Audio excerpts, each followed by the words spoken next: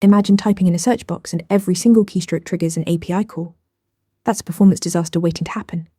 This is exactly the problem debouncing solves. Debouncing is a technique that delays the execution of a function until after a certain period of inactivity. Think of it like waiting for someone to finish typing before you respond.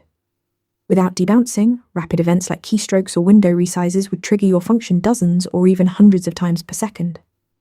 This causes excessive function calls that can hammer your server with unnecessary requests, freeze your UI with expensive calculations, and waste computational resources on operations that will immediately be outdated. Debouncing prevents this by setting a timer each time the event fires. If the event fires again before the timer expires, the timer resets. Only when the user pauses does the function actually execute. People often confuse debouncing with throttling, but they're fundamentally different. Debouncing waits for a pause in activity before executing once. Throttling limits how often a function can execute, running it at regular intervals regardless of pauses. So if you're typing continuously, a debounce function waits until you stop, while a throttled function would execute every, say, 500 milliseconds whether you pause or not. Use debouncing for search inputs and form validation. Use throttling for scroll events and window resizing where you need periodic updates even during continuous activity. A classic use case is a search input. Instead of making an API call on every keystroke, you wait until the user has stopped typing for maybe 300 milliseconds. Other common uses include auto-saving form data, validating input fields, and handling window resize events for responsive layouts.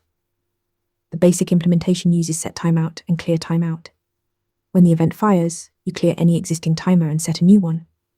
Libraries like Lodash provide a debounce utility that handles this pattern for you with additional options like leading and trailing execution. The key is choosing the right delay. Too short, and you're still making too many calls. Too long, and the interface feels sluggish.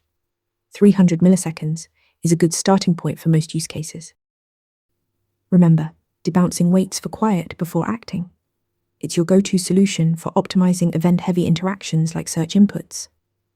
Master this pattern, and you'll write more performant JavaScript. Ready to practice for your next interview?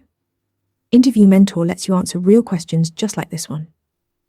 After each answer, you get a detailed grade and personalized tips to improve. Watch your scores climb as you keep practicing.